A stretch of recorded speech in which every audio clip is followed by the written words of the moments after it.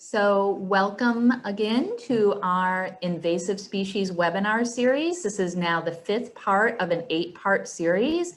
And today, after I do some of the introductory slides, we will have Armando joining us to talk about fish and other aquatic creatures. Next. A little bit about let's talk about extension first. So if you're not familiar with extension, we are part of the University of Florida IFAS extension system. We are in Sarasota County, but there is an extension office in all of our 67 counties in our state. Here in Sarasota County, we're a partnership between the county, the University of Florida, and the USDA. And we are such a large county with both urban, rural, and agricultural interests. And so our programming reflects that. And we have a large extension office with lots of different programs that you see here in the core areas on your screen. We have agriculture, sustainability, gardening and landscaping, natural resources, which is the program area that both myself and Armando are in, and nutrition, healthy living, as well as our 4-H youth development program. So lots of opportunities, and our mission is to take the research that is done at the University of Florida and extend it into our communities to help solve our community needs and issues. So we are here as an educational facility to help Sarasota County and our surrounding community. Next. These are some of the logos of the programs that we offer. In that upper right-hand corner, you'll see the Florida Master Naturalist Program logo that Armando and I are both involved in as lead instructors, and it's an amazing program if you're interested in learning more about our Florida ecosystems. You can Google Florida Master Naturalist Program and it will take you to the University of Florida website about it, and you can learn about all the different classes that are offered as adult education classes. They are offered all throughout the state, but Armando and I offer them here in Sarasota County. Also next to that logo is the Master Gardener logo. They are an amazing volunteer group here and throughout our state that provides all sorts of information to our communities about Florida-friendly gardening, the best plants to plant in your yard, and other important information about irrigation and invasive plants and things like that. So definitely take advantage of them as well. And next. So this is me. So if you haven't been on one of my webinars yet, I am Dr. Katherine Clements. I'm the Ecology and Natural Resources Educator here at IFAS Extension, Sarasota County. I grew up in Western New York, actually in Buffalo, the great land of snow. And I did spend a lot of my time outdoors. And in fact, I actually worked outdoors doing education year-round prior to moving to Florida. I started my professional career in environmental education up there. And then after coming to Florida, I decided to further my education and become a physician. I did that for about 12 to 15 years and then decided to come full circle and took my position here in 2017. And I love doing environmental education. I previously, until just recently, spent about 20 years living in Oscar Scherer State Park with my husband, who was a park ranger and park manager at that park, but he is now working for the Sarasota County Parks as well. So we're all one family now for Sarasota County. Next. This is a little bit about Armando. I'm not going to read all this to you because I'm going to let him introduce himself when he starts talking to you about invasive fish species and other invasive creatures. But as I mentioned before, he is our Florida Sea Grant Extension agent for our county, and he's got an amazing background. So I'll let him share that in a few moments. Next. So this is what we're going to talk about today. I'm going to talk about invasive species definitions and terminology, and then I'm also going to talk about the issue and the impacts that this issue has on not only our county or our state, but actually nationwide. It is a huge issue. And after I present those introductory slides, which are pretty similar to every invasive species webinar we do. So if you're joining us again and you've seen one of our other invasive species webinars, this will be a bit of a repeat, but then I will turn it over to Armando, and that's when he'll get into the new material where he'll be talking about the regulatory agencies just briefly, but then going into a variety of different invasive species for both fish and other creatures. And of course, we will leave time for Q&A at the end. This webinar goes until noon, and we may not take that whole time, but no matter what, we will definitely leave time for your questions at the end. Next.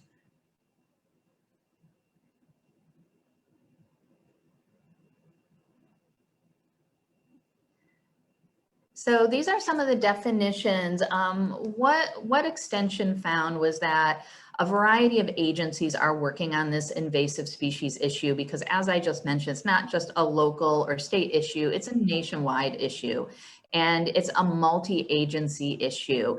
So we found that people were using multiple different terms for the same thing. And so in June of 2020, this document was published in the Journal of Extension, where a number of specialists and extension agents really tried to create terminology that could be used across the board and across agencies and clarify the terminology. So I'm just going to go through that a little bit with you. So the term native in terms of species refers to a species that occurs naturally in a specified geographic area. And for Florida, what we usually mean by that is that the species was here before Europeans came to this area that is now considered Florida. So if there is record by the early botanists that a species was here in Florida, we consider that to be a native species and that it's been here for hundreds, maybe even thousands of years. Whereas a non-native species is a species that does not occur naturally in a specified geographic area. So it was brought here or introduced into this new geographic area, either intentionally or unintentionally by humans.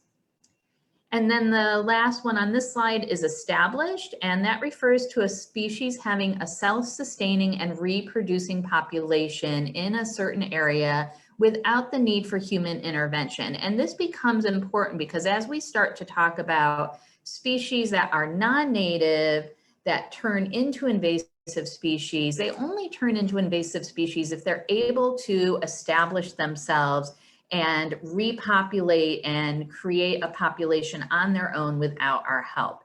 So established can be referring to native species, but also refers to non-native species and is part of that journey of a non-native potentially becoming an invasive.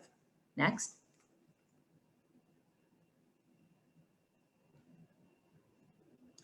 So not all non-native plants and animals become invasive. Some just coexist in small numbers and don't cause ecological harm. Some do not cause or are not able to reproduce and create a viable population and become established. So some of the lizards that are introduced, for instance, there's more non-native lizards in Florida than there are native lizards. Not all of them become invasive because they are not able to sustain a viable reproducing population. So when we talk about invasive species, the definition of that includes three categories or three things. So a species that is A, non-native to a specified geographic area. So you have to be non-native to become invasive. Native species are never considered invasive. So non-native species, and it was introduced by humans intentionally or unintentionally, and we're going to talk about introduction in a few minutes, and it does or can cause environmental, economic harm or harm to human health. So those are sort of the three things that qualify a species as invasive. Now we can also use the word nuisance species, and a nuisance species can apply to native species. And so one of my examples that I usually refer to is grapevine. So here in Florida, grapevine is a native species, and there's a number of native species of grapevine here. And they can become very aggressive, they can overgrow, they can sometimes cause environmental harm by shading out some of the other species that they're growing over. But they are not considered invasive because they are a native species. So that's the word we would use if we were referring to something that's native, but maybe is aggressive and becomes a nuisance. And then range change is a useful term too. This refers to a circumstance where a species' current or existing range or place that it inhabits grows, shrinks, or shifts over time. This also can happen or pertain to both native and non-native species. And what I think about, for an example, for this term is coyotes or armadillos. Both of those species were not native to Florida, but they weren't introduced by humans to Florida. Their range expanded. For instance, with coyotes, their range expanded into Florida when the red wolves were extirpated from Florida, and there was not an apex predator or a predator for coyotes, and they were able to move in because they no longer had that predator and that competition. All right, next. So this is a quote from the USDA, and it refers to plants, but I think whenever we're talking about non-native and invasive species, some of these quotes are really helpful, even if we're talking about animals and things like fish. So non-native plant or animal that does not need human help to reproduce and maintain itself over time in an area where it is not native is considered naturalized. So even though we might consider these things naturalized, they still are not part of the native plant or animal community over time. Next. This is the definition again, just reminding you that in order for something to be considered an invasive species, it has to fulfill all three of these categories. Next. And part of the reason we tried to sort of clean up the language in that article that was published last year in June is because these are some of the terms that were being used interchangeably with invasive, and some of them have cultural connotations that we do not want to continue forward. They basically mean the same thing, but we're trying to just streamline the language and not use words like alien, foreign, introduced, non-indigenous, exotic, and really try to either use the term non-native or invasive if a non-native has become invasive. Remembering that not all non-native plants or animals actually become invasive. Next. Noxious weed. So this is in the plant world, this is actually a legal definition. It's part of the Agricultural Risk Protection Act, Public Law number 106/224. And noxious weed is any plant or plant product that can directly or indirectly injure or cause damage to crops, livestock, poultry, or other interests of agriculture, irrigation, navigation, the natural resources of our country, public health, or the environment. So this just shows that there are legal definitions for some of these categories, and that because there are legal definitions and laws, there is regulation of some of these situations. Next. So let's talk a little bit more about the problem and the impact before I turn it over to Armando. So part of the problem with plants or animals that become invasive is that they spread rapidly. They tend to either grow quickly, especially in terms of plants, but in terms of both plants and animals, they often have rapid reproductive cycles, meaning they'll have lots of generations potentially within a given year. And or high fecundity, meaning each time they reproduce, they have lots of offspring. Also, plants and animals that become invasive tend to have behavioral plasticity, meaning they're tolerant to a wide range of conditions, and they may be a generalist, like a habitat generalist, where they can live in lots of habitats, or an opportunist, where they can take advantage of certain situations easier than the native species. And the invasive species usually lack their native predators or diseases that would keep their population under control in their native lands, which is partly how they can grow rapidly and expand their population. Next.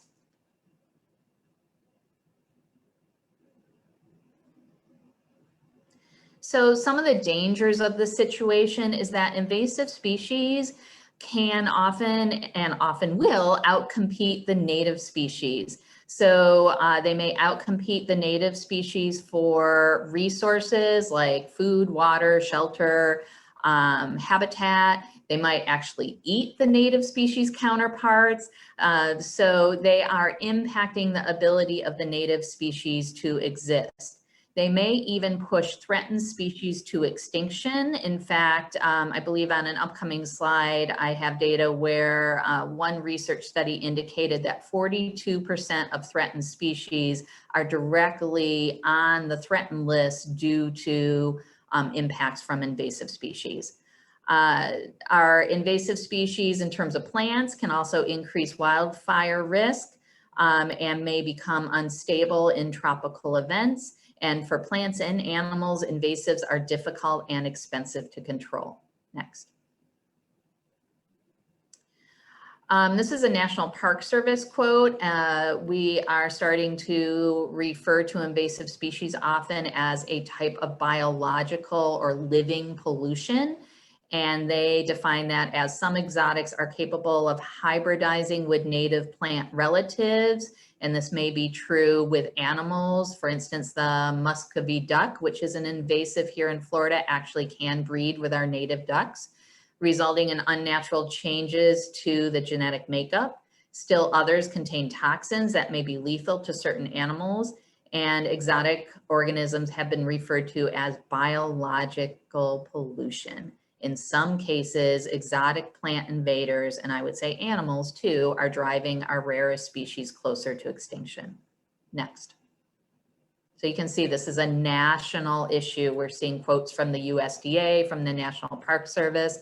Here's another one, once again, referring to plants, but it's relevant to animals also, that once something is introduced, and especially if it is sustaining a breeding population, it's always introduced. It's never considered native, even if it becomes naturalized or has that sustaining population. Next. So a few words on impacts of this issue.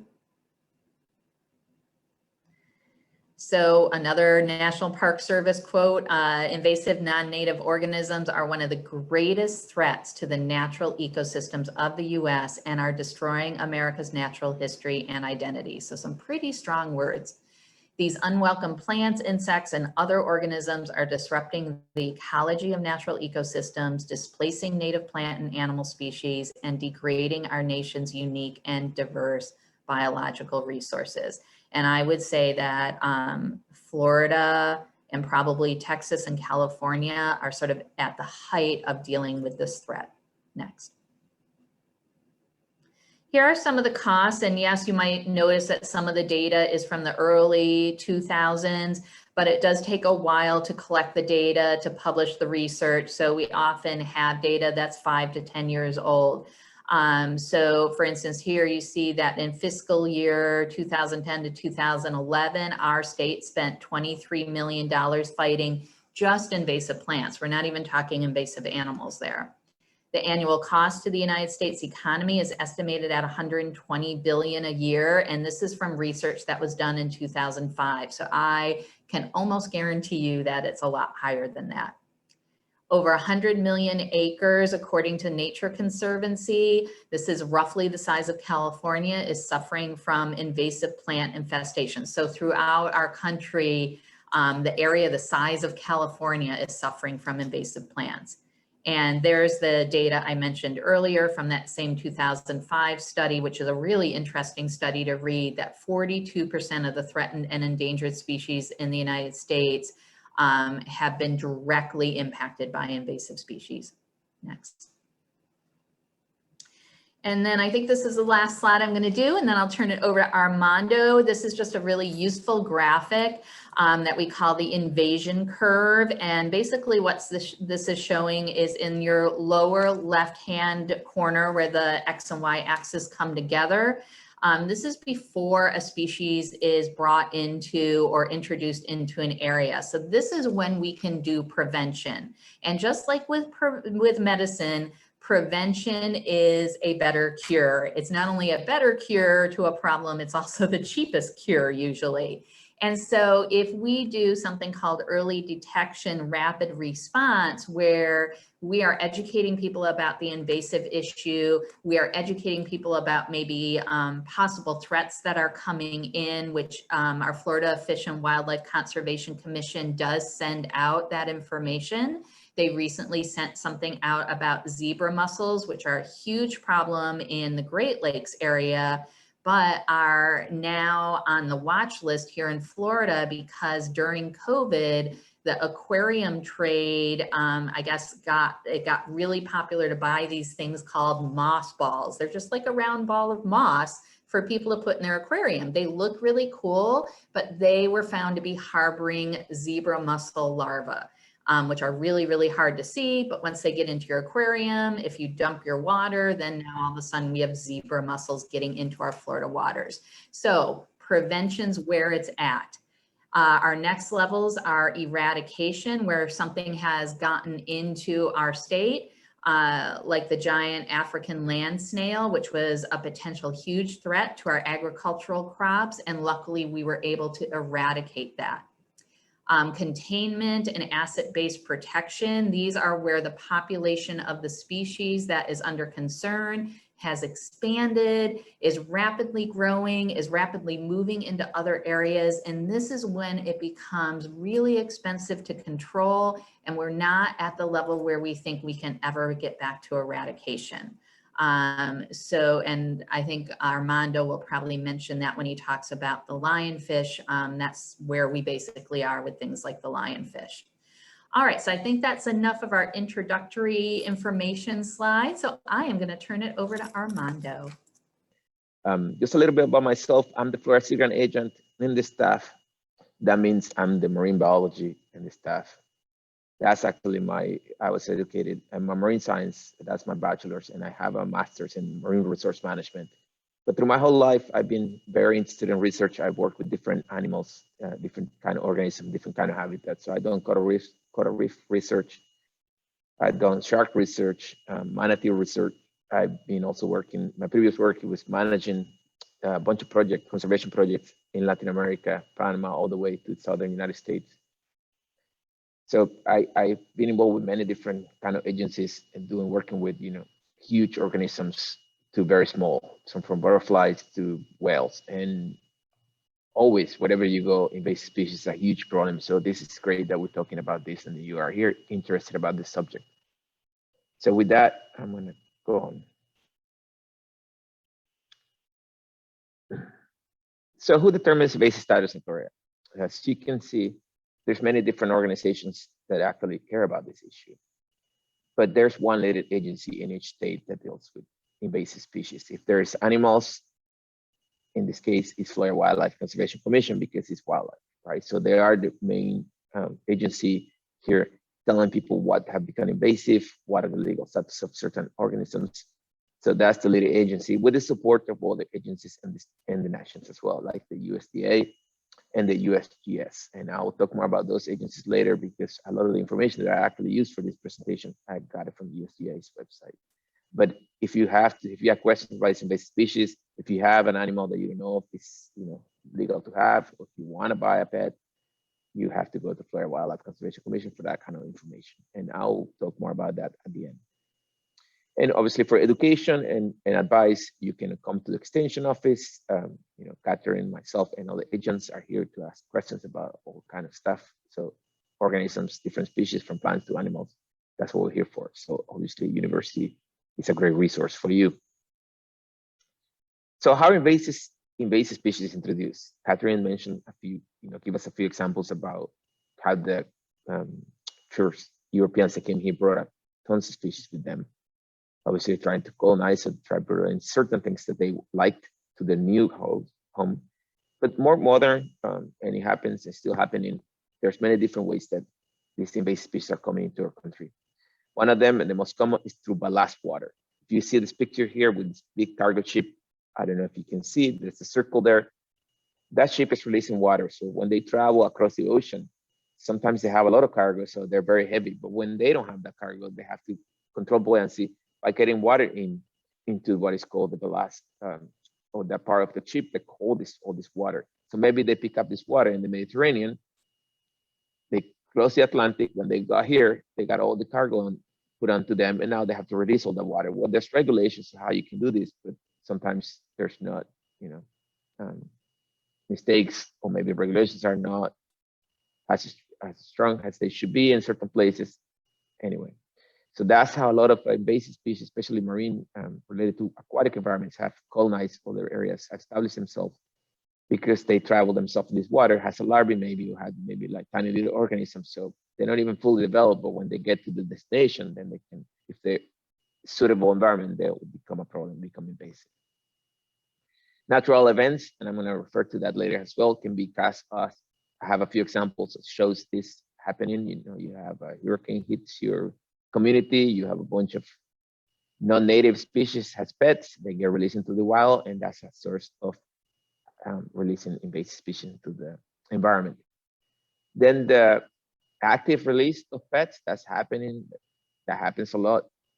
I'm going to also show you some examples of that, but a lot of pet owners, they get an animal, they don't know how to care for it, they maybe got too big, maybe they have to move to another place, they don't want to give it away, they don't know what to do with it, they fell in love with this pet they might have for a couple of years, they don't want to euthanize it, so but they let it go.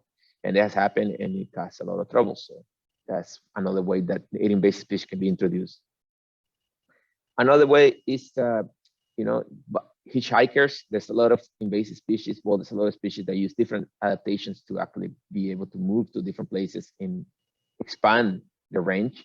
Plants, I don't know if you know, Caesar weed, for example, is an invasive species that we have here in Florida that attached to the fruit attached to your clothes. So when you're hiking, it's very easy to grab those and then carry someone else's pets as well. But tennis shoes, you've probably been asked at the airport if you've been to a farm. That has to relate with bringing snails in the mud, things of that nature. So there's a lot of ways that invasive species can be moved, not intentionally, into a new area. And I'll give you more examples about that later as well. And then obviously the active, well, it has to come with plants, active planting of some invasive species. We have a lot of examples here in Florida. We'll have a webinar coming up, more talking about plants. So I'm not going to go into that, but if you have questions, ask at the end. But that's another way that invasive species can be introduced.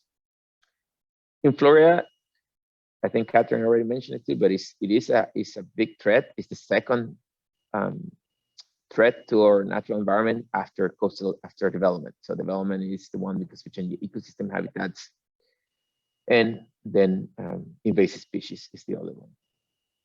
Why Florida is so suitable for this? Why so basically a hotspot for invasive species for many different reasons. The climate, we are tropical, subtropical, so we are in that range of, you can bring tropical species and maybe a little colder, higher latitudes.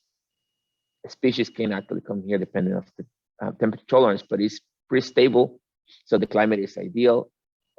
Geography as well, so very flat state. I'll talk more about that related to water, but it's a lot of rivers, a lot of lakes, etc., etc.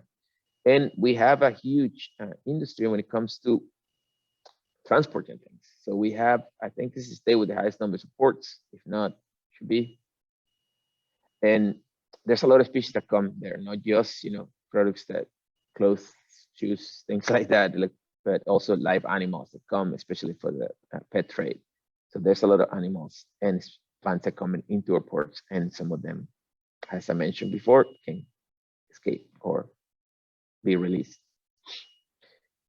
The problems are not easy. I'll talk more about that later, but as Katherine was saying, once they're established, it's very hard to eradicate them, if not impossible, and it costs a lot of money. So there's more statistics that are there. 85% non-native plants in the US come through our port of Miami. Bunch of plants. This is more related to plants, but animals as well are introduced every year. Again, we have some of the largest ports.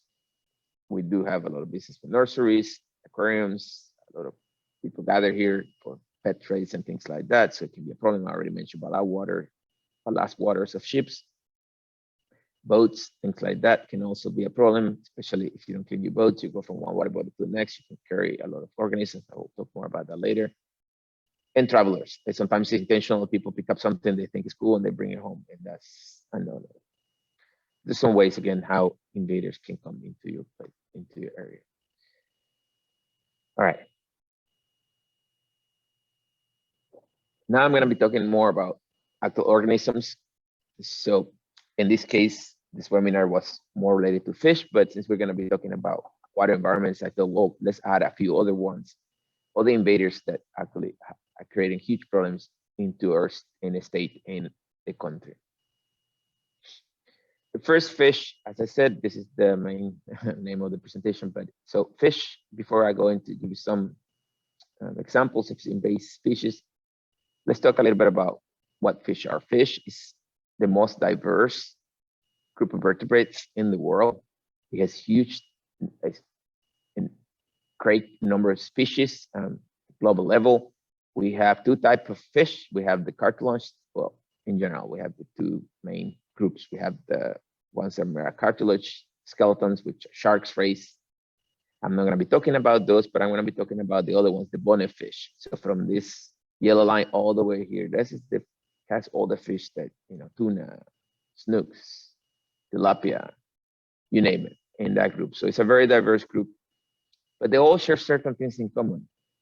Fish, the bonnet fish, they have, as a group in general, they have external fertilization. So I'm not talking about shark. Shark actually have internal fertilization, but this bonnet fish, they do have to spawn. They have to release this sperm into the eggs, into the water column for them to be fertilized. And then there's different stages. They go through, you know, larval stages, planktonic stages, carry away by movements of water currents, and that facilitates expansion or colonization of certain areas. So because they, even though have to do this external fertilization, which can be not as successful as an internal fertilization, I'll talk more about that later. In terms of distribution, it can be very successful because now you have all different little tiny organisms being put up in the water column. And as I said again, currents can move them to a different location. By the contrary, for sharks, for example, in order to colonize a different area, they actually have to swim because they don't have that larval stage in the water. So that's some commonality about fish that makes them good at expanding their range. All right, next slide.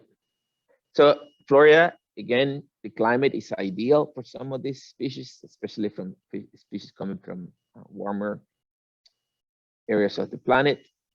But as you see the map right there, that's a map showing all the different creeks, well, all different major rivers and lakes in the state. So we are a huge wetland. We have a lot of rivers that are totally connected, either with both coasts. We're connected to both oceans. I mean, the Gulf of Mexico, the Atlantic Ocean, and all the water bodies like, you know, Caribbean Sea, et cetera, connected to a lot of currents. And so either marine and the freshwater world will network all this network of water bodies. So connectivity for some of the species, for the species to distribute and expand is ideal. And as I was telling you earlier, we love our currents, we love having pets, we love fish in general, first fishing capital of the world. And that also had to do with some of the reasons why we have it. I'm gonna give you more examples of that, specific examples, some of that, but that's another reason has make it easier for some of the species to come here and become invaders. Some of the marine fish species that I'll be talking about, the main one, I guess, the main example of that is the lionfish. And you probably already heard about this. Lionfish is a huge problem in our state. This is a fully marine species. It's seen found in estuary in brackish water, but most, yeah, is a marine species. There's two species that they're here in the States, but we actually just go by the genus because sometimes it's hard to tell them apart. There's some people think there's a hybrid. So the genus Catharsis, that's the lionfish. They're not native of here, obviously. They're the invasive species. They're native of the South Pacific and Indian Oceans. The habitat, as I said, mostly marine, and in the tropics, they're tropical species. However, they've been able to, and I'll give you some examples, but they're able to tolerate lower temperatures than in their natural native area, native range. Ecological role, they're top predators. They can eat many different species. In fact, there's been some studies looking at stomach analysis of lionfish, and they have found out they have, hundreds and hundreds of different species. I think this number is a little low. There's more recent studies looking at the diet composition of the composition diet of lionfish. And what is striking is that they're actually eating things that we actually protect heavily, like Goliath groupers. Obviously, no when they're huge, but when they're tiny little things, so juveniles, lionfish have been eating some of those protected and threatened or endangered species that we care for. So they're becoming a huge problem. Again, like fish, they have external fertilization. Good thing about lionfish is that they are capable to reproduce at a very young age. And less than a 1 year old, they're already fully mature. They can reproduce. I have to check when they reach sexual maturity. Maybe I'm telling something wrong. But the fact is that in a period of 1 year, they can put up a lot of eggs, and they can do this several times through the year. So some species of organisms only reproduce certain times a year. Lionfishes find out that they can reproduce through the whole year while they're in warmer waters. And you can see those numbers right here. They can put up eggs, and they can release up to 2 million eggs per year. So that's a lot of lionfish. Obviously, if you have an animal that put out so many eggs, probably the survival of those eggs is low.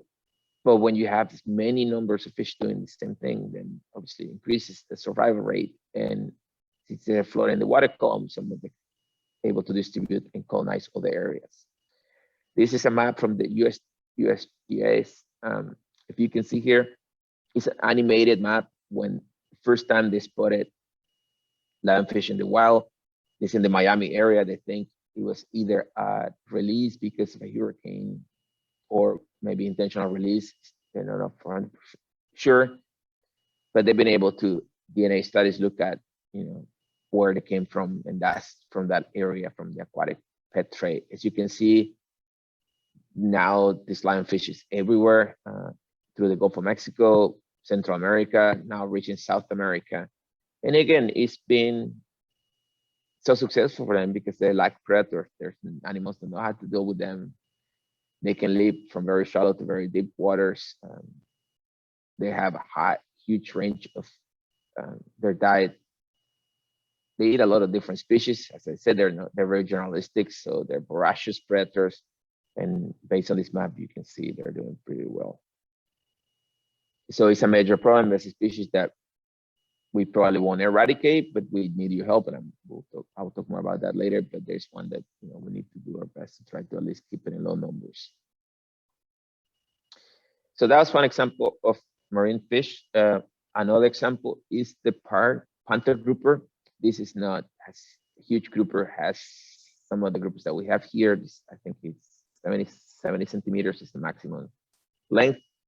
But it's not native, it's invasive species. This is a native species from the Red Sea to South Africa, French Polynesia, very beautiful type of grouper. And as you guess already, just by me saying that it's beautiful, you probably guess it already down below, but it was probably released as from the aquarium community. So somebody had it in their tanks, grew too big, and it got released. The impacts of introduction, not like the lionfish, a lot of these basic species we don't know because we don't have a lot of base information about impact. They're new species, they're not as huge in some numbers, lack of resources. So a lot of the invasive species that we already know they're creating some kind of trouble. We don't have that information. And doesn't mean it's not relevant, they're doing anything wrong. It's just that we don't have the capacity to assess it, but it's needed to do some research about this. So these active predators for reef communities, some of the things that can create, there is competition with some of the local species, and as the lionfish start eating other organisms that maybe we're trying to protect, or they might be threatened, and so it creates more troubles into the environment. Very cool adaptation. A lot of fish do this, and so this is not unique to this grouper, but they are hermaphrodites. They actually start as females and they become males through time. So that's a sexual reproductive advantage for some of the species to be able to function as both So when they get in that way, makes it easy for the population to maintain and grow. And as you can see, these females, if you can read the text, they mature about 1.5 years. So that's a pretty young age for a fish to mature. So that's another advantage. Some of these things that Katherine was mentioned, some of the characteristics of invasive species, the fast reproduction, reaches sexual maturity at young age. So that makes them sexually active at a younger age, some of our native groupers. So that's another species that we need to keep an eye on it. And by the way, all the species that I'm mentioning in this presentation, you might be joining us from out of state, but since I'm in Florida, so all the species that I'm actually covering in this presentation are actually found in Florida, in some place else as well. So just to mention that.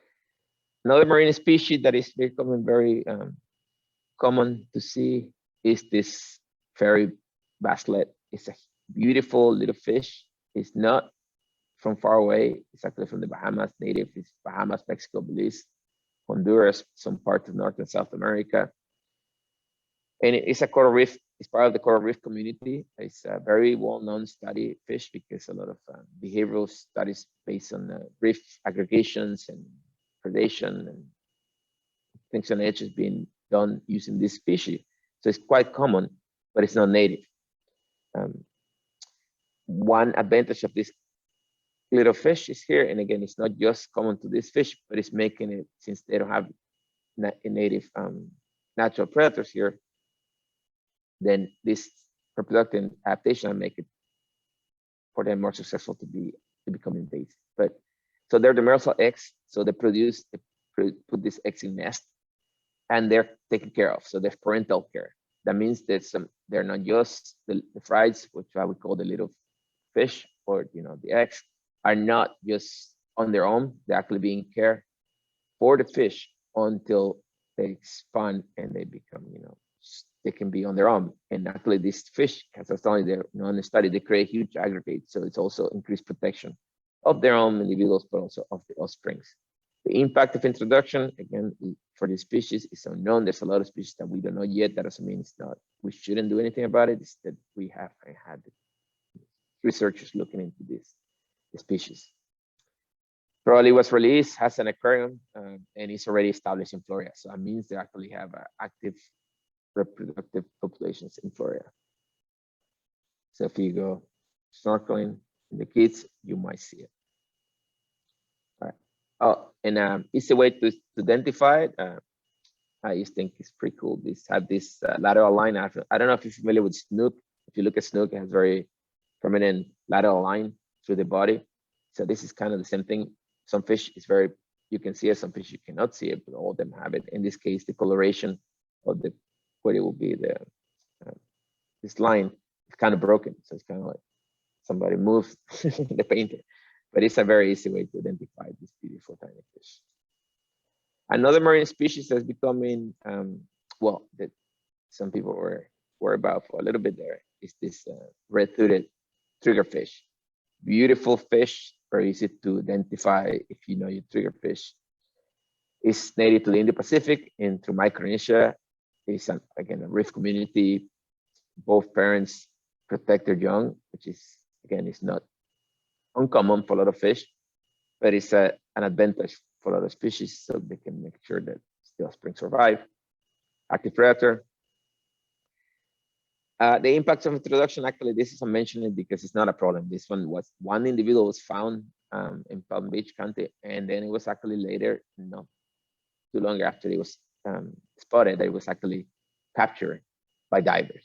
So there's not a threat at the moment, but it's just an example of that process. If you're able to jump into one species quickly enough, and with the help of the public, then you might be able to do something. So this species is not a concern, but it is worth mentioning. It's another species being released by some aquarium owner that decided to, little Billy or whatever you call your fish, got too big and it's time to let him go. Not in a proper way. So this is not a problem, but keep an eye out for it. All right, that's some saltwater fish. There's many more, and I'm gonna give you resources where you can go look into all these different invasive species and native species as well. But that's covering some of the examples of the marine fish. All right, freshwater fish. If you're in Florida, you've probably seen this fish already. The brown hoplo, some people call them armor catfish. There's many different catfish that are invasive in Florida now. This is just one of them. The native range of this species is actually South America, tropical America, and the Amazon River, all down there is not native to our state. This, like a lot of catfish, one thing that they can do, they can go air from the air and make it easy for them to get some oxygen, not all the time using their gills. So it makes them easier to move. They can live in water, bodies of water with poor water quality sometimes, so they can be in, in system might be peril or it might be threatening native species in terms of the conditions, but they're very tough in that regard. So they can be in a very nice environment in terms of water quality, and a very poor water quality environment, they're able to survive. So you find them in streams, river, canal, etc. Sometimes with flooded events. I saw that yesterday in my street. We got, I don't know how many inches of rain, but it was a crazy rain.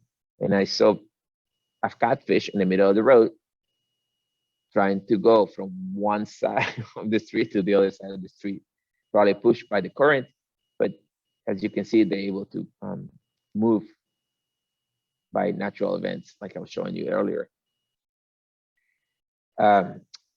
This is probably released by the pet. I'm sure it was released by pet trade. Some other people think some of these catfish also being released by people that normally eat them in parts of the world, and they're being released to grow.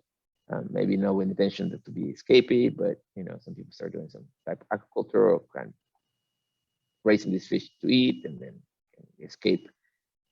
And they're huge problems. So again, aquarium industry most likely is fault, and it's creating huge problems. I've seen some armor catfish, some gray blue herons trying to armor catfish. I don't know if they're successful now, but I've seen, as I said, gray blue herons was a big bird trying to eat armor catfish at Mayan State Park. It took about 45 minutes for the bird to give up. So there's a lot of energy being spent. So there might be at some point that there might be some native animals preying on these organisms, maybe alligators are, I don't know, but they're becoming a huge problem, and you can see them anywhere. All right, next species. This is a beautiful fish. We call was born in Nicaragua, I should have said that. So I'm from Central America originally, living here since 2005. But this is a fish that we have through Central America. This is we call mojarras. That's the common name for the Midas cichlid. It's not native of Florida, obviously. It's from Central America and other parts of Latin America. You're not found in lakes, a lot of crater lakes. They're very common in crater lakes. They have huge, beautiful colorations. You can see these are like some of the most prominent, but you have them in between. You can have them white with patches of red. So they're very good looking fish, very good to eat. And it was released because of that farming, cultivating, also used in aquariums, but they're kind of big. So again, maybe that's the way it was released, but it is here established. You find it in a lot of lakes and estuaries. So it is a fresh species, but can tolerate some salinities, higher salinities as a more fresh fish, which facilitates also movement. I showed you a map of Florida with all the different rivers, creeks, and estuaries connected.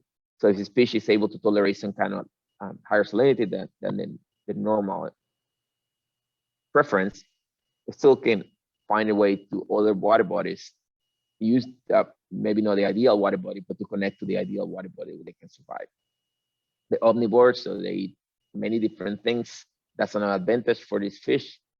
If they're low in some kind of prey item, they can just go into another one. So they're very generalistic. That's another characteristic of how some of the species become invasive, because they don't have a specific food item. They can potentially eat many different species, which can become a huge problem in that environment. One cool adaptation about this fish is that not only they protect their little ones, they create this nest, which I actually studied before, which is a pretty cool study. I have to go scuba diving and sit in front of a nest of fish, filming and recording their behavior. But they do care quite a bit for the youngs, and they protect the eggs and the school of fry as well. And so much that the little ones are actually munching on the mucus that fish produce when they're tiny. So the first days after they hatch, they're still being protected by their parents. So it's a very strong parental care, which again makes survival most successful. So that's very easy to identify fish. Another one that is becoming very well established, and you see it quite a bit, is the Mayan Cichlid. You might, if you have a retention pond in your HOA or wherever you live, you might have them in your pond. This is another one that is common to find here in our state. It is also from southern parts of the continent. This is tropical America. In Mexico, you find them through Central America and the Yucatan Peninsula. It's widely distributed in the natural environment, in rivers, ponds, marshes, and estuaries. So again, in natural environment, it has a huge range. So comes to a place that is climate's ideal, not natural predators, then obviously colonize, it makes it easy to get itself established in many different kind of water bodies. Excuse me. Another parental care is strong in this species as well. Cool thing about this particular species that the little ones, when they hatch, they have this, you can read it over there, but they have this adhesive head gland. So they actually glue themselves to the bottom. Well, they'll continue to be guarded by the parents. Like the other fish that they mentioned the slide before, the little ones are swimming between the parents, kind of trying to be protected. This one actually is easier, in a way, might be, for the parents to protect them because they're actually in one single place. Might have its cons and pros, but anyway, that's another cool adaptation for this fish to protect the little ones, so they make sure that they survive. So they're generalistic predators, another characteristic that's shared by a lot of these invasive species. That means they eat a lot of things, so there's no worry about lack of food. And one thing though, in the native range is that when they live in these water bodies, especially close to the equator, you have a rainy season, a dry season, so there's not the seasonality as much. So when it's a dry season, all these water bodies lose a lot of water.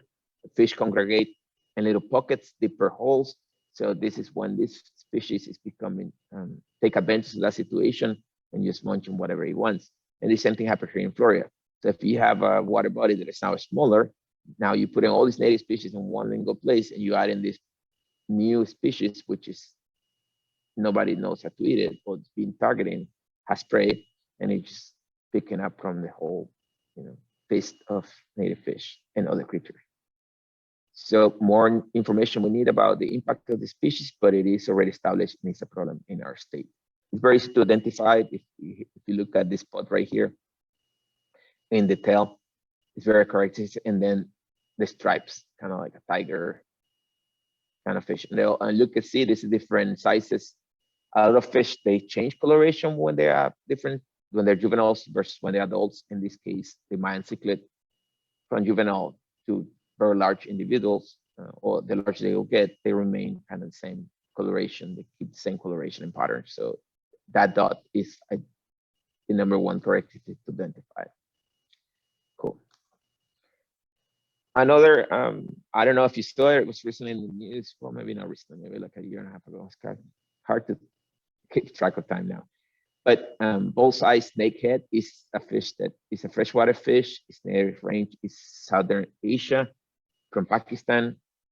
This is heavily consumed. And they think that maybe was introduced on purpose, most likely as food source for human consumption. And they were able to do DNA analysis of this fish, and they were able to find out that this is the particular, well, the individuals we have here actually, they originate in Thailand. So they're tied to that native population of bullseye snakehead fish that come from Thailand. The name, again, common name, sometimes they don't tell you anything. In this case, kind of does, because if you look at the eye of the bullseye fish, it kind of look like a bowl. And then the head kind of look like a snake, and the body is kind of like a snake. It's a quite large fish. It is, I think one of the first one that was found here in Florida was in Culusahachi River. I think a kid fished the fish and he didn't know what it was, and it became like a huge story. But we don't know the impacts quite yet of this fish. I don't think it's established quite yet, but it is found in several locations through our state, so it can become a problem. This is another cool adaptation of this fish. They prefer clear lakes and rivers, so nice water quality, pristine kind of environments. But they're being reported in standing water in canals, lakes, and swamps with full vegetation, so they can actually take advantage of all the kind of environments. And a cool adaptation of this fish has is they can actually take most of the oxygen from the air. Like most fish, they have gills, they have to suck into water to get the oxygen out of the water. So they need that environment, the aquatic environment, to breathe and survive. Well, this one obviously is an aquatic species, but it can breathe air, and most of the air that gets from the atmosphere. So if you're a fish that can move in very low, shallow waters, you can sustain low dissolved oxygen. You can be in a canal. You're tough enough, and then things get better. You spill someplace else, but they can be breathing air, so they don't need that oxygen from the water. So it facilitates, I guess, the establishment of the species. They're highly predatory. They main diet is fish and crustaceans. So again, large fish, no natural predators, can become a problem in an ecosystem where they eat that. So it shouldn't be eaten by an invasive species. All right, that's with that fish. This is another fish that's getting a lot of attention lately. It's another freshwater fish. This is from the Amazon River system, from Brazil and Guyana and other countries around that area. So the habitat is rivers. It's a huge fish. It's one of the biggest fish, freshwater fish, I believe. It's enormous, and it's very easy to identify by the strange kind of shape, or kind of like all the fins were pushed, the dorsal fins were pushed all the way back, almost to the tail. And it has this depressed kind of face, elongated face. So it's easy to recognize. Coloration vary, but again, the shape is what it gives him away. It's large. They have these scales, kind of cool because it's kind of like armor, kind of like a structure which they use in their native range in their natural environment against piranhas. That protects them against piranhas. Well, here there's no piranhas. I hope not. I haven't checked. But yeah, but anyway, so they're very cool. They're very heavy, sturdy kind of animals. And again, they found their way here, most likely aquatic release. One species grows really fast. Well, it goes really long. So if you have an aquarium, that's another problem that a lot of people get. They get species, they get fish, and they don't know how big it will get. And a lot of times, these pets, especially with fish, because they have the ideal life in a way, they get all the food they want, sometimes even more than they should, then become quite large, and they don't have any threats. So basically, they're doing very well. So they grow larger and faster sometimes, and again, they become a problem because people let them go when they should not. So this is another one that is in our area. So if you are around Sarasota, southwest Florida, southeast Florida, you might see it. Tilapia, I'm sure you all have heard the word tilapia. If you eat fried fish, I mean, a lot of restaurants, they do what do you call them, fish sticks. They're made of tilapia. They're very common, aquaculture, heavily in aquaculture, and very important source of protein from a lot of communities. Again, very heavily in the aquaculture. It's very used. There's many different species, so I'm not going to go to the species level. This is from the genus Oreochromis. This is the blue tilapia right here. So it's Aureus, the picture you see here, but there's many different species, some of them hybrid, so it's kind of hard to tell them apart in terms of the species level, but as a genus, they're very distinctive features. So they're not that difficult to recognize by the coloration, their fins. When you see a tilapia, it's kind of easy to learn.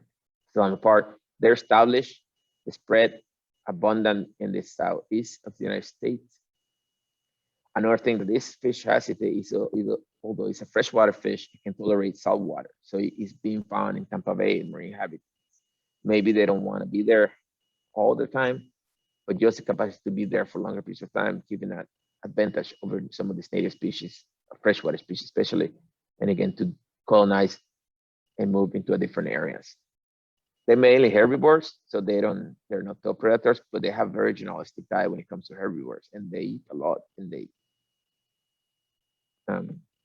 so they can create a lot of problems into the environment where they live in.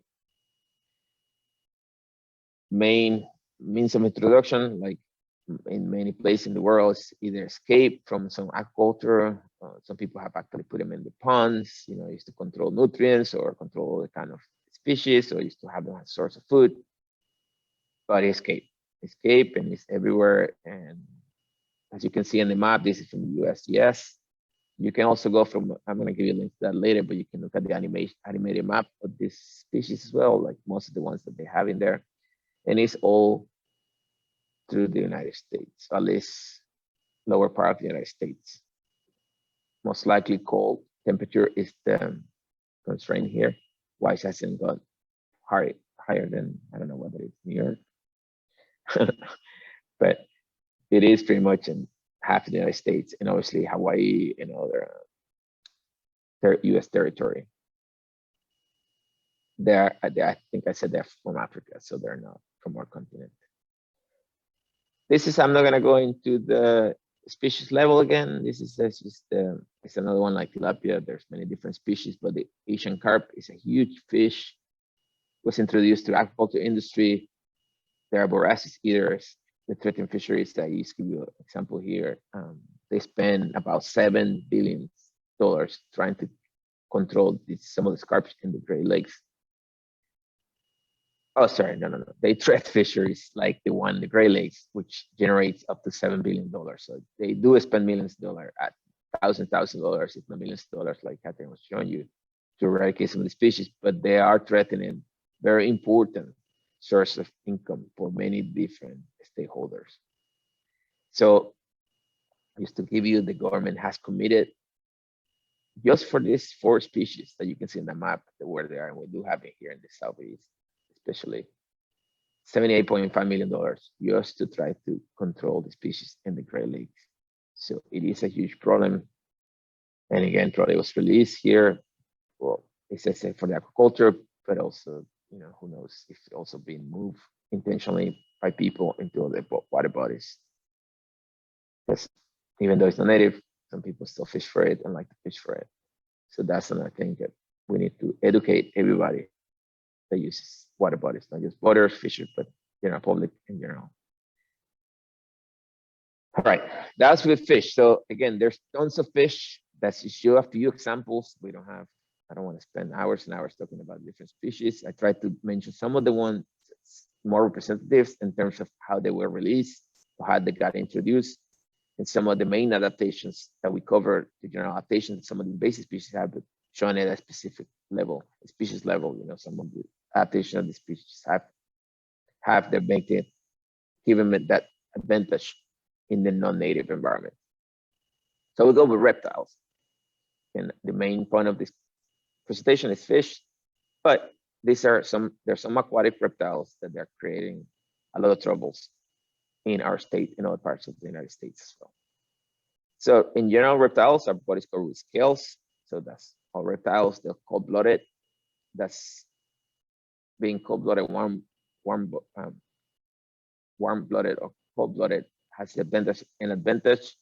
If you're cold-blooded, sometimes you limit it into how far or how higher in latitude you can go because of temperature, which is a good thing, but also gives you another advantage that I might talk about it later. I spent till the very end. They have internal fertilization, or like the bonefish I was telling you about, that they release the sperm and the eggs into the water column. Reptiles, they actually have internal fertilization, so you need a male and a female to do their thing, and then they lay eggs. Some of them have parental care, some of them don't. And again, there's advantage and disadvantage for both strategies, but they lay eggs. And some of them bear live young, like especially some snakes, which also can be an advantage because then you minimize mortality when they're in that stage, in the egg state, bury into a nest or somewhere in the sun, and then you have a replica of an adult that is ready to do their thing. So internal fertilization, I mean, bird living youngs can have an advantage as well, and some reptiles can actually do that. And they breed, they have one lung. So that's the main characteristic of reptiles. We have quite extensive lists. As Katherine was telling you, there's a lot of lizards. There's more non-native lizards in the state now than native. And some of them we don't have a lot of information. Some of them had not created a lot of troubles yet, but we need to keep an eye on those different species. So I'm going to give you examples, some of the ones that we're more worried about. All right, the Burmese python. This is a beautiful snake if you like snakes, but it's not native of Florida. So this is from India, Lower China, some islands in the East Indies. So it's very far from us, but it came here through the pet trade. Probably released on purpose, got too big, they let it go, and they have been established. In fact, they are considered one of the most concerning threats for the Everglades ecosystem. They are very generalistic in terms of their diet. They can eat up quite a few animals and quite large because they grow quite large, so they can get deers, hogs, alligators, birds, a lot of shorebirds, a lot of they are very good at what they do. Hunting, they are non venomous, so they're non venomous, but they are constrictors, so they prey on they ambush their prey, so they can wait for longer periods of time in one place, and then whatever passing by eats it. If they get a large animal, they don't have to eat that frequently, so they can go weeks and weeks, no months without eating. So they can see an advantage as well. That's natural adaptation for reptiles, but here there's no natural predators, and so the ideal scenario, having all these different species they don't even know, they don't even care about it, maybe because they haven't seen one. So I'm not scared of you, so I'm not gonna run away. Plus, really hard to see, excellent hunters. So all that on top, it makes them an ideal invasive species. What else? So it can be on land, but it's semi-aquatic. So that's why I put it in here. And as I said, it's one of the major threats for the Everglades system, which is land aquatic environment. So I figure it's good to mention it. Another reptile, this one I just added it because I think it's cool. It's not a threat. In fact, they don't think it should be. They find 5 individuals as opposed to they were removed. They back and forth about if they're still out there. This is the Nile crocodile. If you know your geography, just by the name Nile, that's from the Nile River Valley in Africa. So that's where they're coming from. Probably let go. It was known one of these hurricanes, Hurricane George, actually hit some of the places they were raising them, and then they were released into the wild, but they were captured again. So this is another kind of good story for invasive species that it didn't really become invasive, but it had potential to, if released again, or it actually wasn't all captured, to compete for some of our native crocodilians, which alligators and crocodiles and tutus. So anyway, this species is easier to tell. I mean, crocodiles are, teeth are protruding, and the species, the snout is a little bit more slim than our American crocodile, and it has the belly, which I don't know if you're going to be able to turn it around and look at the belly, but the dorsal part is actually it's yellow, so it's very bright yellow or slight yellow. So it's kind of another characteristic. So if you're in doubt, just go turn on crocodile and see if it's a Nile crocodile. But anyway, success story, but again, it's one of those that a hurricane can create huge problems. Another very cool reptile that is established in some part of the state and might be limited, has only more reptiles by colder temperatures. So even though they can stay in low temperatures for a while, kind of going to this dormant stage, it's hard for them. It will be hard for them to move, let's say, to the northern, parts of the country. But there's many different states that they use, like Florida, they have ideal weather, like Texas, and all the states around the Gulf, so they can expand. This is native from South America. The Amazon Orinoco Basin is the largest snake if you consider by size and weight. I believe it's about 25 feet. So that's almost 8 meters long. And I forgot how much it weighs, but it's a huge snake. So some people consider it the largest snake in the world.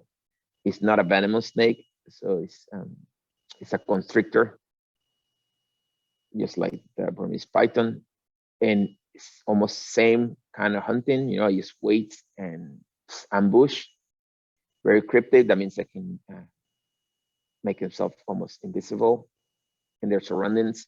The cool thing about green anacondas is that they almost submerge most of the time in shallow bodies of water or near water edge. So it's notorious for hunting animals that maybe come to the shoreline to drink water, or an animal that you crossing a river, passing by.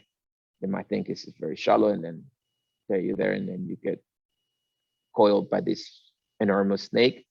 Not a fun way to go, but it's a really nice, beautiful snake. Unfortunately, it was released here, probably by pet release on purpose or escape. Again, you know, sometimes they get too big and they actually can able to get out of the enclosure, and the owners can find it, and then you have a problem.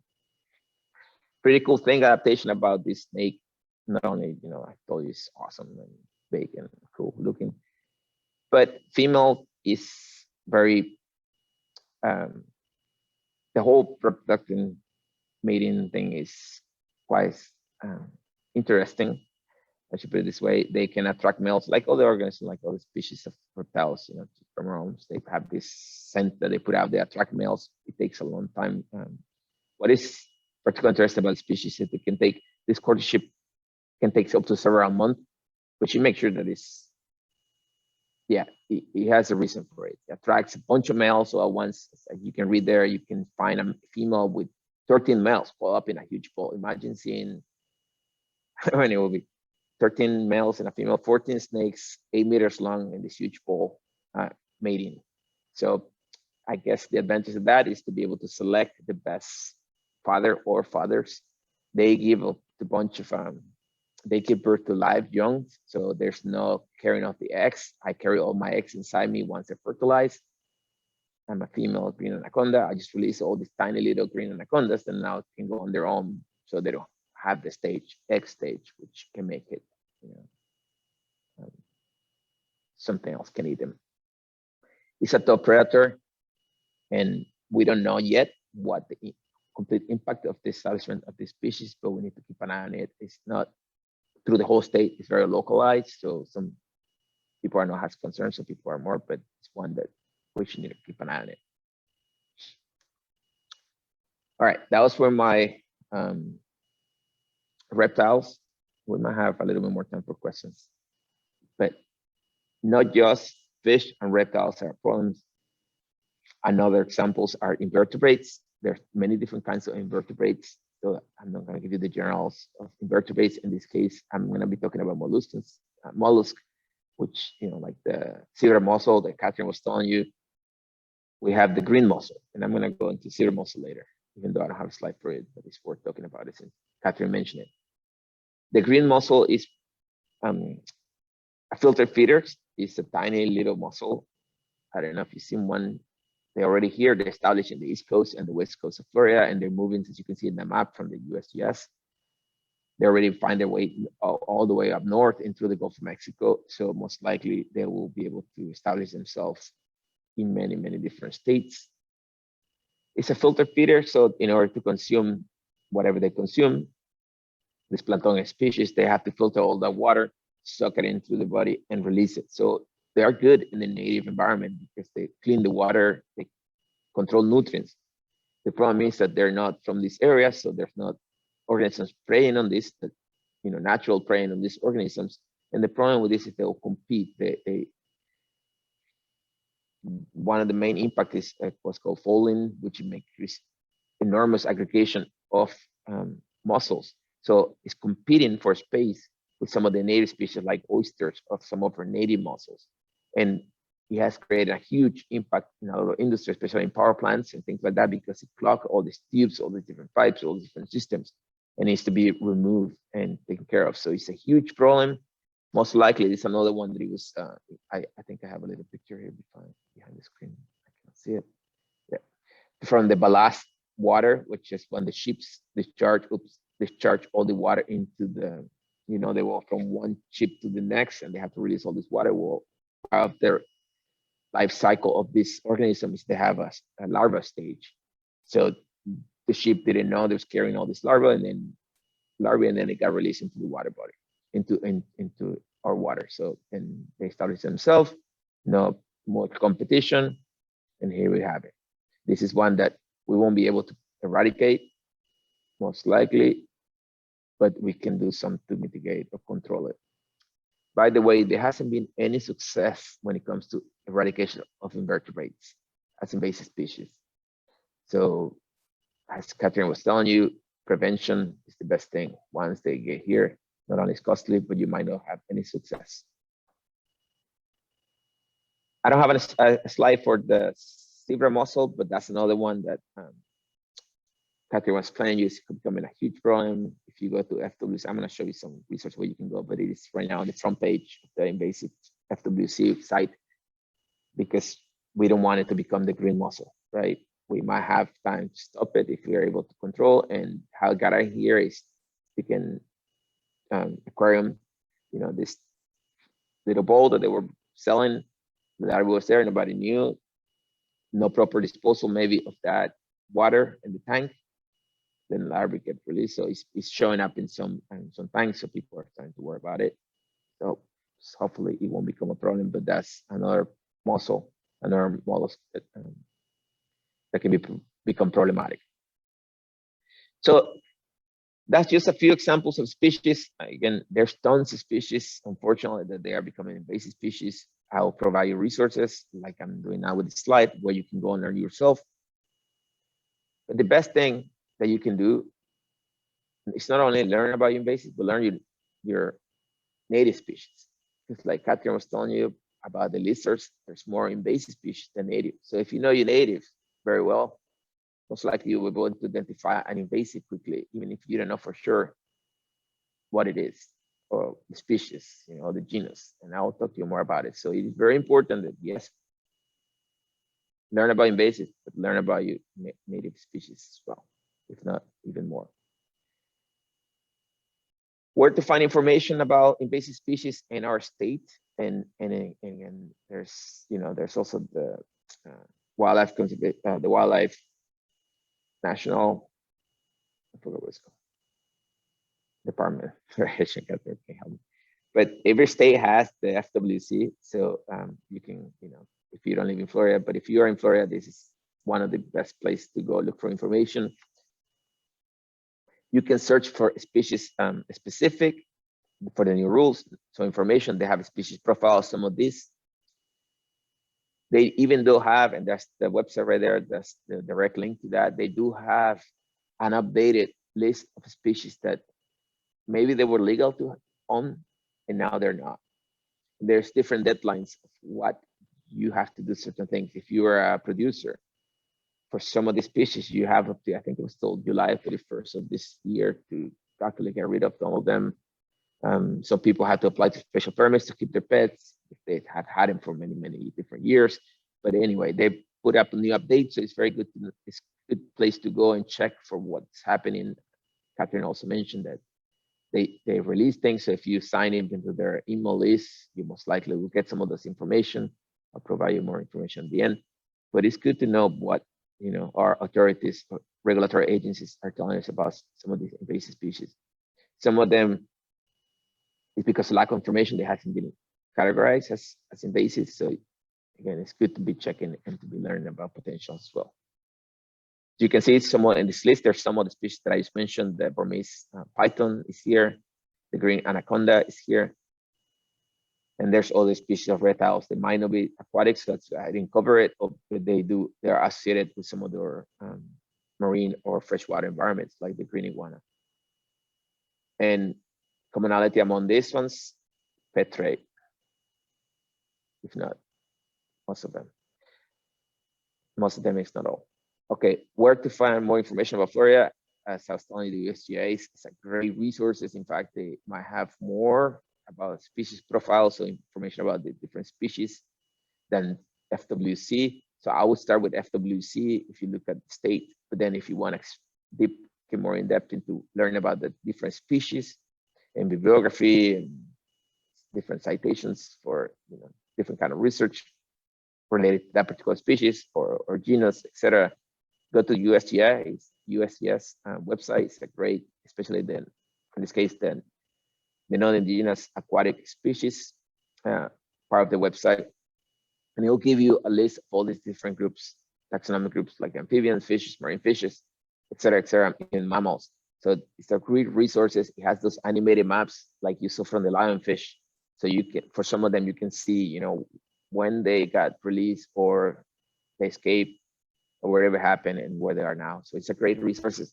And also they even have now modeling flood and storm tracker in relation to invasive species. So they can kind of look at scenarios, what will happen, or if a hurricane hit this area, or what had happened after, some hurricane already had hit an area. So it's, it's just looking into the future, but also looking into what already happened. So it's a really great resource to see expansion and potential distribution of invasive species in our natural environments.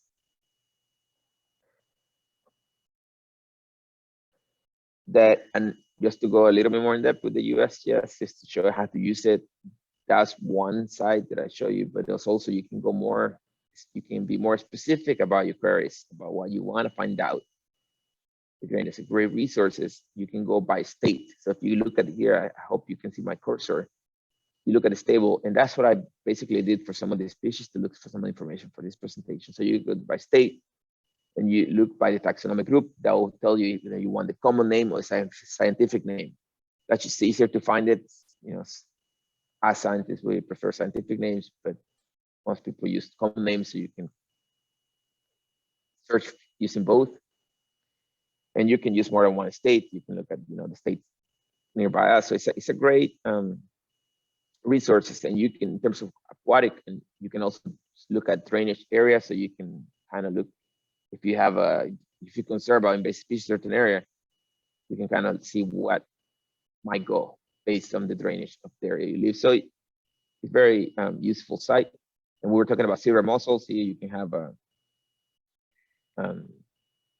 more information about very specific or problems that are happening right now that we want to go with it. So you can have all that information. It's right there. It's available to all of you.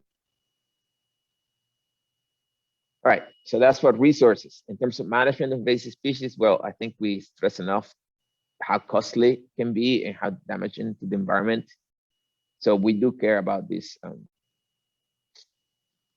managing these species and managing this ecosystem in terms of invasive species. So you might want to maintain this area sustainable, so sources not depleted or permanently damaged. As we were telling you, there's a lot of invasive species, not just aquatic, but land, like, for example, the pine beetles, creating devastation in the West Coast, acres and acres and acres of forest being destroyed by an invasive beetle. So the ecosystem is no longer viable, it's in peril, basically, and affecting all the different species. So one of the best things to do is to early detection. That slide that Katherine was showing in the beginning, that's the best thing to do. Obviously, changing cultural practice and education. You saw there's some examples of invasive species that were let go because people wanted to eat them or wanted to grow them in the ponds, things like that, then becoming a problem. So you have to teach people about the risk of doing that kind of stuff. And education in general, educate people about invasive species, about pet, proper management, or proper taking care of pets. That's a big thing, especially with younger kids want to have all this stuff, very cool looking animals, and then nobody wants to take care of them. Some of the ways to also kind of address this issue with invasive species, obviously, is physical removal, but that's more in states now. You have to do something, right? Like we saw in some places, if there is detected and there's not a lot of the individuals that can be removed like that, fish or the crocodile, the Nile crocodile, but it is costly and sometimes it's not successful. There are some biological methods that they've been used more into the plant communities. For example, the air potato beetle. That's a beetle that is not native, but it just so specific. It's air potato pine plant, which is an invasive species. Plant is causing a lot of trouble here. So the beetle munches this plant. They don't have any more. That's not a problem. So there's some ways to do that as well. Biological methods and obviously, chemical methods to remove more related to plants, but there's some other creatures are being treated this way. So it's a many different ways to manage and for invasive species, but the best thing to do is education and early detection. So we need your help to do that. So how can you help? Great. Educate yourself. Like I was telling you, it is great to know your invasive species, but it's better to know your natives. Because once you know your natives, then obviously you're gonna see that something looks weird. It doesn't belong there. Or maybe it does, you didn't know, but at least give you more, you have more information to make the decision. So one way to educate yourself, visit your county parks, your state parks, your national parks. Then I don't think I've been to any park that doesn't have any information about invasive species and native species. So it's a good way to know what is there as well. The Florida Math and Naturalist program, Katherine was mentioned that course, or that program. We both teach that. We both lead instructors for this UF-based program. We have different classes, so looking at different ecosystems, coastal systems, uplands, freshwater systems, and all those systems are being affected by invasive species. So not only you will learn about your natural history and all the natural, native species that we have, but also some of the invasive species, and you will understand about how this ecosystem should work and what are the kind of the parameters to maintain it or make it sustainable. It's a great class. So if you're interested in learning about more of this kind of stuff, please enroll in one of the programs. You don't have to take it with us. Every county and state, I think, offers different classes, but obviously we would love to have you in our courses. And then you do your own exploration, do your own, go outside, spend that much time in nature. You'll be surprised how many native species and non-native species you might have in your yard. So start around your house if you don't want to go that far. Another way to educate yourself, and it's a great app, is iNaturalist. That's one that has been heavily used. A lot of citizen science projects there. This is an app that you can have on your smartphone or tablet that allows you to take pictures and then share it with the scientific community for validation. So basically, if you don't know what an animal is or plant is, if you put it there, you put your location, some people will get back to you. They have people looking at the different photos and telling you, yeah, this is confirming with you the species or the genus in that case. And this goes for invasive or native species. So it's a great resource. It's a great resource. You can look at species where they've been reported as well. So if you're particularly interested in, let's say, I don't know, green anaconda, you can go also look for green anaconda and see where people have reported it and seen it based using this app. So you can also get information right there. One thing I'm gonna say is that a lot of people rely too much on iNaturalist, so they take a picture, they send them, they just wait for somebody to tell them what it is. Do your work a little bit. Try to find out what it is. You can put like what you think it is, even though somebody might disagree with you, because otherwise it might be harder for you to learn. So if you look at the name, if you put some time into trying to figure out what it is, most likely you will remember. So don't just rely on iNaturalist, but also make sure that you learn it well. And then come to us, the extension office. Obviously, it's a great resource. We have with different agents, so we have a lot of questions. And we have the master gardeners when it comes to plants, but also when it comes to animals. We do have our Midas site, which is about research, peer review publications by our faculty. So we have a lot of publications in regards to a lot of invasive species. We do have some books as well in our library. So if you go to IFAS extension bookstore, you'll find some very cool books about invasive species, but also about our native species. So that's just one that I'm putting in that slide. That fish is in the freshwater of Florida. And if you know your natives, most likely you will be able to recognize an invasive species when you see it. Especially some species actually look alike, like the snake. What's the snake? Yeah, it's the snakehead. Looks like the bowfin, which is a native species. So if you don't want to confuse your native by non-native, good to know your natives. Another thing that you can do to help is report sightings of this species. Another app that you can have in your phone, I do have in my phone, is the I Got One. That's partnership with U5 Extension, FWC, and many different organizations that had got together. The University of Georgia, actually, they started with these EGD maps. Maybe Katherine can provide more information if I'm missing something.